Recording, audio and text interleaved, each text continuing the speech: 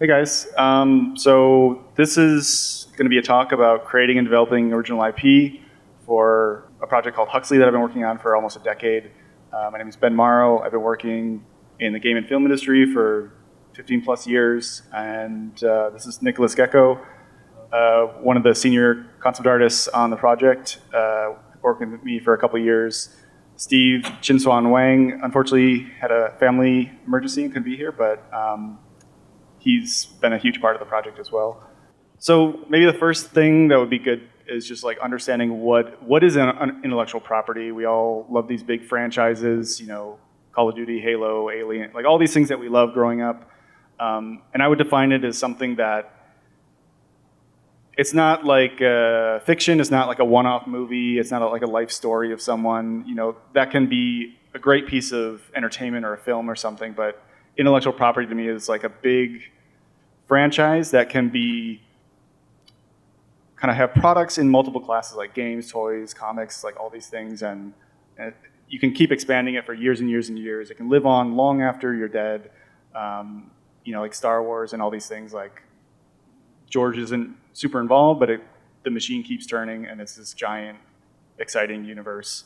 And so me working as a concept designer in the game and film industry for many years, I was having fun working on other people's stuff, and you know, why create new IP anyway? There's all these cool jobs, and that was kind of the dilemma I had working for a lot of years for other people. So some of the things that I would say is, you know, it's a chance for you to bring something new into the world. If we don't do it, who's going to do it? It gives you full ownership instead of work for hire for someone else. It allows you to leave a legacy behind. So, you know, what do you have to offer in the world? What are your crazy ideas that maybe no one else is making? You know, a lot of the things that would come up when I was working on other people's stuff was, you know, that's so cool, but if I did it, I would do it this way. And that kind of always was like a little seed that started to grow in my mind of just like, these are all really cool, but at the end of the day, it's someone else's thing. And I feel like I have some cool ideas that I want to bring into the world that no one else is making, and if no one's going to do it, I have to do it. And a bigger thing to me was it allows me to push myself to my full potential. When I was in The Hobbit, you know, I'm a little piece of a giant, massive thing. Other films, I was able to be a bigger piece on a smaller project, and eventually bigger thing on a bigger project. And for me, creating my own IP was, I can do 100% on my own thing, which to me was like, felt like an impossible thing when I was starting out in the industry of me being the production designer, the art director, the writer. You know, you have to do everything. So when I was in the middle of working on, I think I was still in The Hobbit, and working on Elysium, I just started to have a lot of like urge to create for myself.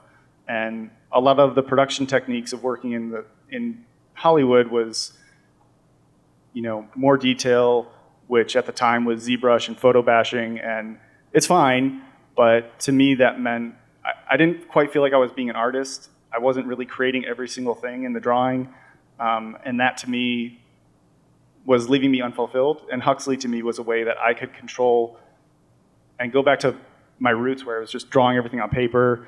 I designed every single line and form in these characters, and it felt like a pure expression of myself as an artist, and also something that I felt like wasn't really happening anymore in the industry. And that was a lot of the early genesis of me wanting to do this. So maybe the best way to explain, if people aren't familiar, is I worked with Sava Zikovic and a small team to adapt my graphic novel into a trailer to kind of show what this could be in the film industry or in an animation.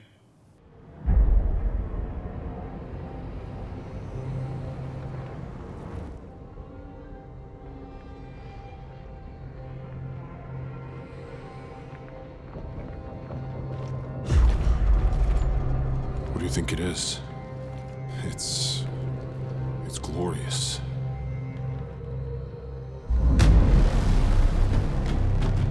It's dangerous out there.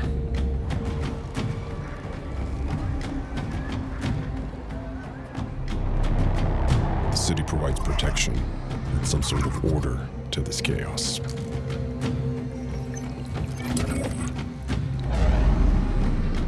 If we follow the rules and keep our heads down, there's nothing to worry about.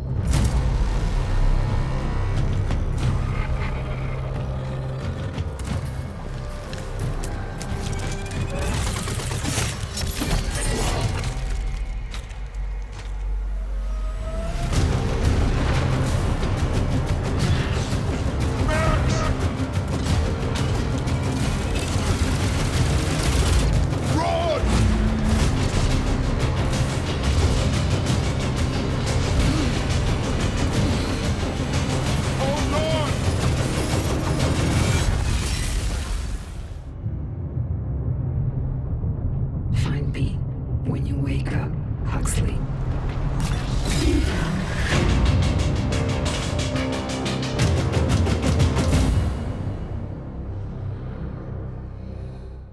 So that is the culmination of me making a graphic novel, knowing how the industry works, and if I just released a graphic novel and wanted to turn it into a film, I know how those meetings with producers and studios would go, where they would just be like, cool art, kid, but what would this look like as a movie? And to me, knowing how that process works, I try to do all the work ahead of time. So to me, this was, well, it would look like this. And I could art direct and control that. And to me, that's just like amazing proof of concept of what this could be in other mediums. And so the trailer was released about a year ago. At the time, it was like 3.3 million views collectively on YouTube. There's no advertising, no promotions, nothing. It was just science fiction audience. It reached the audience I hoped it would, and people loved it, and I thought that was awesome. And so that took about a year of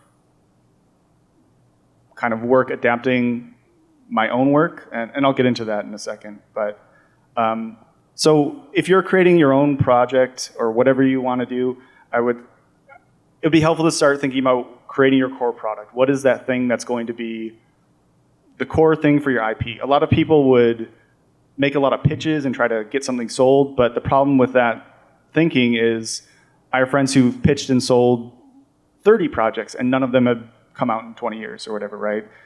Hollywood will snatch it up for nothing and throw it in a vault, and maybe it makes for a cool news story, but there's no guarantee that something's going to get made, and there's also no guarantee that it gives you less control, I guess I would say, is like than having a product that's out in the world that is 100% yours. And to me, that was kind of the most important thing to me. So my thinking was a graphic novel was still one of the few ways that a single creator could create and own an entire piece of IP. Obviously, with a lot of our favorite graphic novels, there's multiple writers and all this stuff, but if I wanted to do it myself, that potential was there, which is much harder in anything else. If I want to make a short film, technically I could do it all myself, but maybe it takes me 10 years to like do all that, or I'd still need like 30 people to help, and it's a lot more people involved. So the core IP that I created was a 6-issue graphic novel series, creating an original new science fiction universe of 2 post-apocalyptic scavengers stumbling upon a forgotten treasure map in the form of an ancient sentient robot, and they find themselves amidst a mystery of a galactic scale.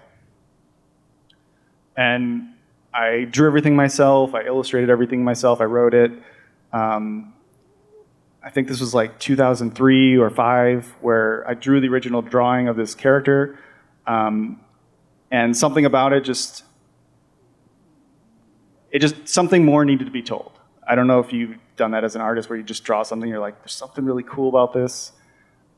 I want to do something with it someday, and I just decided that I would. So the early days on this, I was super broke. I was traveling the world with my girlfriend, now wife, and to save money, I was basically living in my parents' basement for 4 months to do the first drawings and do all this stuff to save some money before we moved. A lot of Huxley was done in cafes and apartments and,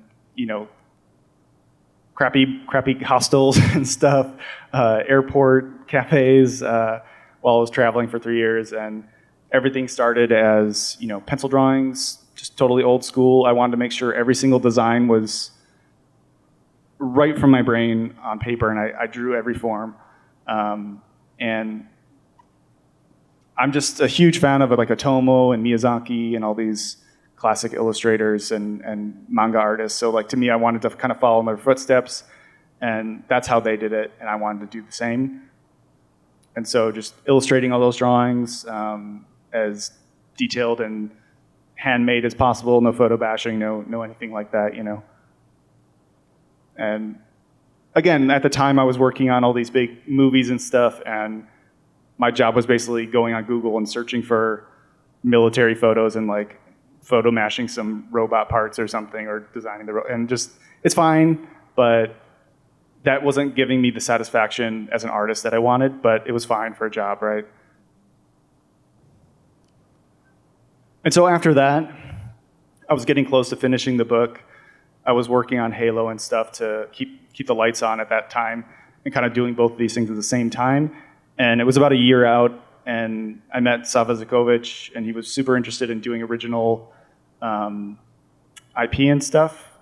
He kind of directs a lot of like Destiny trailers and all this kind of stuff for work, and he was super interested in collaborating and making a Huxley trailer. And I basically took my entire salary that year to pay him and his team. I just ate like cup of noodle or whatever, and just figured out a way to make it work. It was like every penny I had, and spent the year adapting my own work like I had done for other people all those years of, adapting Spider-Man panels and what does Peter Parker's cool web shooter look like in photoreal, and doing it for myself now. So taking the comic drawings, working back and forth with ZBrush artists, taking the ZBrush model and sculpting myself to get the shapes just right, like my drawing. Making sure the demon's head was like exactly like my drawing, like all the forms, stuff I couldn't describe in a drawing because there wasn't enough time. I knew exactly how I wanted to look, and I could just sketch it out and send it back and forth with those guys. Paint overs of how I wanted the armor to look and all that good stuff. Adapting the drawing so all the shapes looked great. So yeah, that was a fun year of just drawing, adaptation, modeling, sculpting, creating shots, trying to adapt something that was maybe a little sketchy, but I knew exactly what I wanted. It was just super fun year, just adapting all that stuff. And Sava was amazing at just taking a panel from my comic and getting really close to the shot. And kind of the process, just we'd take some of the panels from the comic, basically like almost like a very advanced storyboard. He would match it in 3D, start detailing until we got the final set and everything. And eventually we ended up with the final textured characters, and I felt were super faithful to my drawing, and if they weren't, I was the one sculpting it and helping to make the shapes work in 3D to how I had imagined. And you could say, I guess another thing I would say is like, I probably could have done this 10 years earlier, but I just didn't feel like I had the confidence until I had worked on other people's stuff. So like, to me, I felt like I wanted to understand the production pipeline of like film and games. So a lot of that happened on work with Neil Blomkamp on Elysium and Chappie and stuff, where we basically got like 2 sentences of just, here's kind of what I want my movie to be, coming up with a bunch of cool ideas, to here's the script, and then making all the shots in the whole movie, to, okay, the movie's greenlit, now we got to build every single thing in all those shots, until, props going on set, them shooting, VFX helping with that, and then post-production, and the movie goes out, and it's like, okay, this is that 4-year process of making a movie. I think I got it. And kind of doing that a couple times until I felt confident enough at least to, I think I can kind of do this for myself now. It'll be hard, but I kind of understand. So to me, I needed that process to feel confident enough to do it myself. Maybe some of you feel ready now, and that's great. But to me, I felt like I needed that experience. And I think the benefit of me doing that was once I started adapting things, I could do it all myself. Like, I didn't need to hire some expert to take a drawing and turn it into 3D. Like, I could do that myself. And so doing that was, making all these characters and seeing how they ended up in the final shots and stuff was super amazing and satisfying, just from a personal creative level, to all these original characters and designs and story moments and stuff was just really satisfying.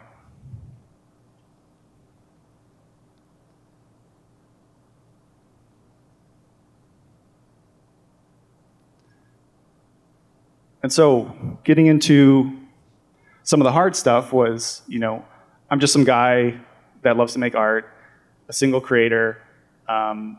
This launched, it did very well.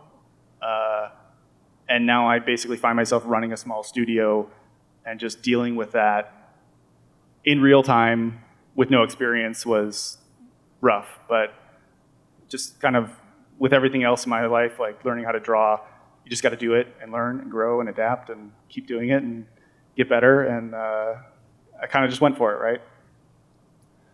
So figuring out how to run a sustainable business, learning how to hire and find great employees like Nicholas, just finding amazing artists that you click with, maybe your friends that have similar mindsets if you're really just starting out and want to collaborate with, learning how to do partnerships with and working with studios. The new trailer coming out next, I worked with an amazing French studio called Unit Image, and just how to go out and bid a job with multiple studios and get the best rate, and a lot of stuff that's way harder than just, I'm going to make a comic panel today, right? Learning how to use social media, learning how to be good at sales and marketing of yourself and your products, learning how to deal with manufacturing, publishing, distribution. I'm in the middle of that right now, and I wouldn't say it's a nightmare, but it's just very difficult. But to me, it's just another mountain to climb and another challenge to overcome and understand, and that's kind of what keeps me going. I'm just obsessed with that kind of stuff. But so once I've done that, I've created my core product. I've adapted it into a kind of cinematic model for a trailer, but how do I expand this? How do I build out the world in a bigger way? I'll talk about a few things later, but one of the ways was working with amazing artists like Nicholas to take a lot of these characters and flesh them out in a bigger way, in a more photorealistic and cinematic way, and I'll let Nicholas describe that process. Hi everyone, again, I'm Nicholas Gecko. I joined Huxley project about 2 years ago, and throughout these 2 years we did many collections, many illustrations, and I want to present to you today one of the examples of the creative process that we had.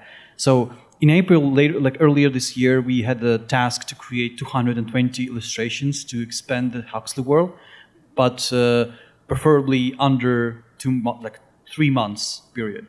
And we basically had, it was only me illustrator and Ben as an art director, and Steve was working on something else in the world of Huxley. Here is the example of like a preview of small portion of the illustrations that we did. So yeah, it was pretty tough task, but we started thinking creatively and using Huxley models, character models that we used in the trailer that Sava directed, and reusing all of the assets that we already had and come up with like a new creative ways of achieving something great, but not spending too much time. So yeah, it took us like 3 months on all of the illustrations. This is more preview. Also, we took some again, like Ben did on the trailer. We took some of the panels from the comic book and tried to replicate that or translate it into more photoreal, bring it to the next level, basically, like we do on the movies or games, cinematic moments. So you can see how it looked in the comic book and in the final, or even expand especially with this fraction Carillions, right? We tried to explore them even more because it wasn't explored in the trailer. So we tried to test how these guys will look like in the movie, for example. And it was cool too because like a lot of stuff like this I thought was like maybe too weird for live action or like too anime. Like, so I didn't think it would work in some ways, and then when Nicholas started adapting them, I was just like, actually, that's pretty damn cool. That would totally work. Like, I'm glad. Like, I was trying to shy away from it because I'm in the middle of like, how would we adapt this into a TV show or a movie? And part of me was like, oh, maybe we just cut that out. It's going to be too weird. And seeing it now, I'm just like, it has to be in there. That's too cool. Like, I've never seen that in a movie or something. Like, we have to do that. And also, our goal was to create something believable and highly referenced, grounded, right? So we took like all of like some pictures of the real, soldiers in the real environment, and try to take all these even sometimes playful designs, but still make them believable. Like these are the characters that we used from the trailer. You see, like they are playful, right? Like, and that's what I love about Huxley, that it mixes these two styles, like playful, anime-inspired, cool, like Japanese model kit designs, with something grounded and real and dirty and gritty. Some of the characters we had to create from scratch for this collection. And this was the first proof of concept that I did in April this year, like a first illustrations basically that's showing the process, and I spent like maybe 3 or 4 hours on this. So it was kind of proof that we can do all of the illustrations in such a short period of time. Yeah, this is all was done in Blender, like most of the stuff. I use ZBrush also, and but 90% of the illustrations were done in Blender. This is our plan. Like that's like a feedback and all the illustrations, fractions that we basically planned and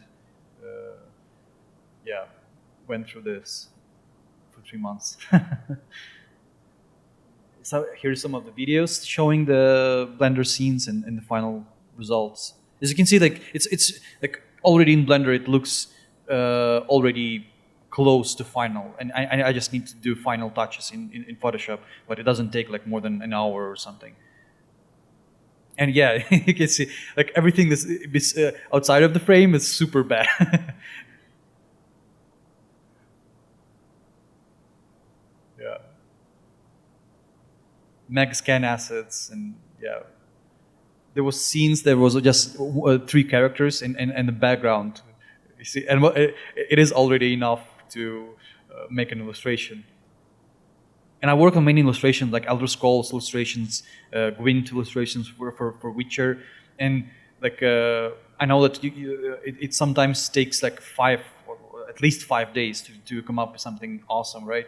But having these detailed models, we can cut down the time that needed for producing these illustrations by, I don't know, 10 times less. So in some of them, I went a bit further, because you can see here, like building a proper scene with lots of details. Yeah, because I just love this character so much that I wanted to flesh out like a bit more of his story and stuff. Yeah, and I think it helped a lot too. Was like we could get multiple shots from the same or kind of similar scenes using Blender and things like that. And what's cool is like, and one of the things we're doing on like the future books and stuff is like I'm trying to double up where like every shot can basically be the set design for the movie, or we could even turn these into like shots in a short or something if we wanted to. But like all these are kind of, it's almost like you're doing the concept art, the production design, and the set design all at the same time, and killing as many birds with one stone as possible. Again, just to work efficiently and make sure every dollar spent is going a long way.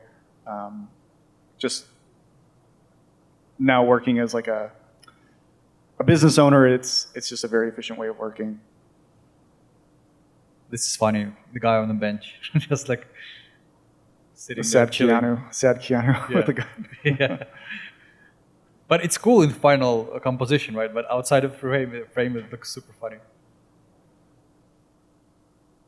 Yeah, I really liked how that one turned out. I never got to see the scene, so it's pretty cool. Like, yeah, just on like the industrial yard kind of thing. Yeah. As you can see, only everything is there. Only that matters, right? Like, I don't build the entire scene because we don't have time for this, basically, and budget. And yeah, it was also so interesting to like. I tried not to like have them iterate too much because it's whenever we get to like a movie or a TV show, we'll have more time to like, okay, what does that exactly look like? But it's kind of in the ballpark and close enough a lot of the time where it's just, okay, that works. Like, that's pretty cool. And here's just a few previews of the different factions. In total we have 12 characters. It's different numbers for each one of these characters, but total number of illustrations was 220. Yeah, and here is a few previews of the few characters.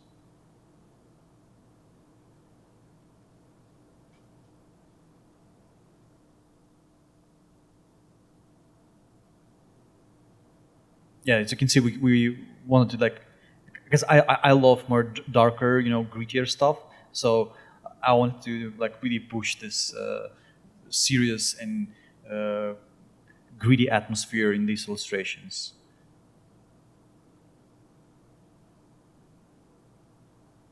Like mixing these designs, mixing two different styles. That what makes, I think, Huxley like an interesting project. Because you don't see this approach that much in mainstream movies or TV shows.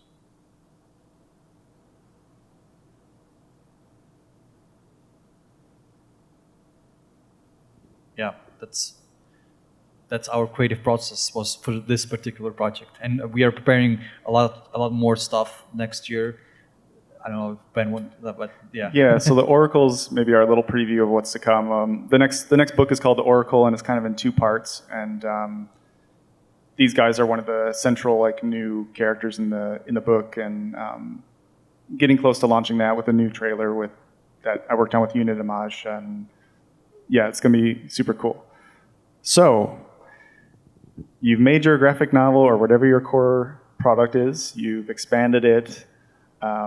You've launched it and done hopefully very well. And what do you do from there? How do you expand your IP? This is kind of where I am now in this kind of journey. And here's how I'm kind of solving these problems or trying to. So I've been in the middle of prequel books. The graphic novel kind of acting almost as like the third part of like a big story. And right now I'm going backwards in time. The Oracle is maybe 50 years before the graphic novel, and the book after that will be maybe like 20 or 30 years before that story. I'm in the middle of game development pitches and like prototypes. We have a working like multiplayer game using some Unreal Engine stuff. I'm in the middle of film and TV development. The TV show pitch is basically done, and that will be kind of like an exciting part of the next maybe 6 to 12 months, going out and pitching that. Working on toys and collectibles as well.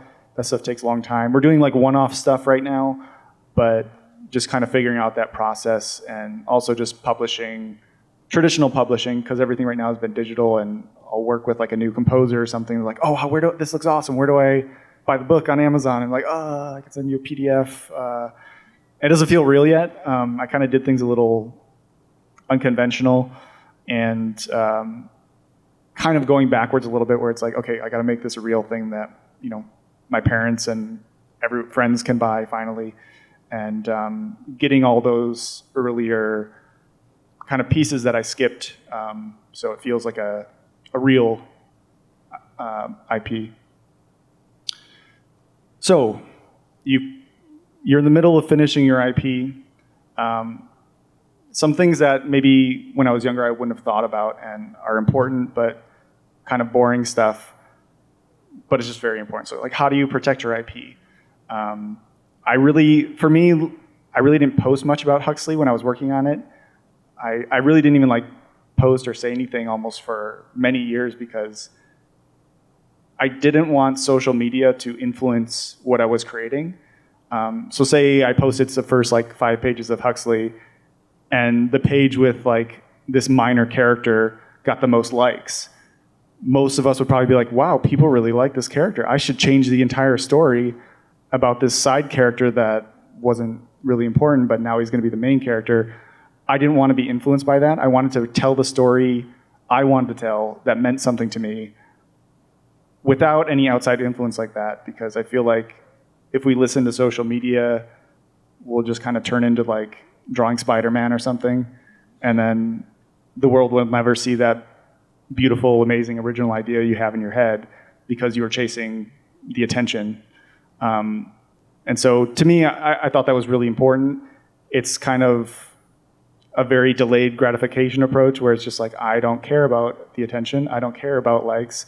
I just want to make something that I personally feel is cool, regardless of what anyone else thinks. And that may not be important to you, but to me, that was very important. And I feel like it's harder and harder now with the way the world is, but I feel like that's one of the few ways that will allow us to create something really fresh and new because it hasn't been assimilated. And now in the age of AI, if you were posting your next Star Wars or whatever you're going to make, it will be assimilated by AI before it's even out. And then, we've kind of shot ourselves in the foot. So to me, it was important to like not even share anything about Huxley until it was like ready and you just kind of mic drop it. And there's not time for anyone to like be influenced by it because it's so new, right? So I think even more and more going forward, that will be an even more important mindset to kind of holding back a little bit your crazy, original, cool idea. So how do you protect your IP? All the boring stuff. Copyright attorneys, copyright registration, trademark registration, dealing with lawyers and lawsuits, corporate structuring. How do you set up your companies? How do you do any of that stuff? Creating companies, how do you even do that? Dealing with taxes once you start making money. This gave me a lot of gray hair. You maybe can see it out there, but yeah, this is all the boring stuff that I had to deal with. And I'm totally open to questions when we get there, but like, yeah, finding good trademark, copyright attorneys that can help you register things properly, making sure you set up your companies properly as well. Like now that I'm kind of running a business, you got to make sure Huxley LLC is the company that is selling things and doing all this stuff and making money. That company then pays, artists and just creating that structure is very important, and it's a lot of extra work, but it's you kind of have to do it. But yeah, that would be some things just to think about. The most important thing, of course, is just creating something beautiful and cool that means something to you first. And you can learn these things along the way. But the reason you do that is for this, to take this idea and trademark it and spend a lot of years proving that it's original and yours and turning it into a registered copyright. That little R that you see on Star Wars and all these things, that's a very long process that I had to go to also, so that you can get this piece of paper from the government, trademark patent office, that you have created an original creation, and it's a registered trademark that now you own, and if someone tries to make anything similar, they can't, or you can go after them for damages or whatever. Or if someone tries to take your comic book and sell it somewhere else and scribble your name off, This is just the protection and process that every big IP has to go through to make sure they own Star Wars or whatever, and in this case, that I own a Huxley. So I'm definitely not at the end of this journey, but I'm pretty far along and maybe further along than a lot of other people that I know have gone on this. I'm every day still kind of uncharted territory, but it's been stressful but a blast, and I'm sure next year I'll have a lot more stuff to show and tell, but this is kind of where I'm at in this kind of adventure. It's been the most stressful but rewarding experience of my life so far. I wouldn't rush into anything. Make good contracts for everything. If you're working with other people, don't rush into the contracts.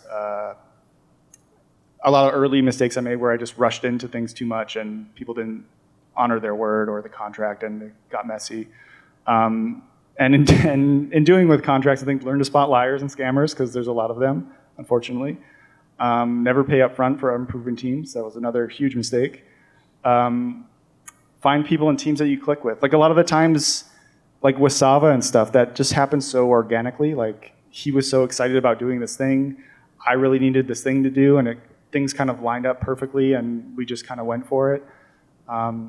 And there's been a lot of successes, but a lot of failures also. And every failure was a huge learning experience to me, which I take as a positive and not a negative. And I wouldn't try to dwell on if something negative happened or bad happened, just learn from it and move on. It is a huge grind kind of forever, but try to enjoy it, pace yourself, because it's never going to end. You know, there's always the next thing. There's always going to be, maybe I finish the graphic novel, and that was a huge accomplishment, but then now I want to make a movie or something, and that's a new giant journey. It kind of never ends, you know. So in conclusion, start bringing all those beautiful, amazing, unique ideas you have to life that hopefully only you could create. Don't get discouraged if it takes 5 to 10 years. That's how long it took me. Akira, Nausicaa, Meta Barons, those were all around 10 to 12 years to make. I have a little sticker on my desk when I was getting like stressed out, like, oh my God, this is like, I'm like 3 years into this and I'm only like 30 pages, like this is taking forever.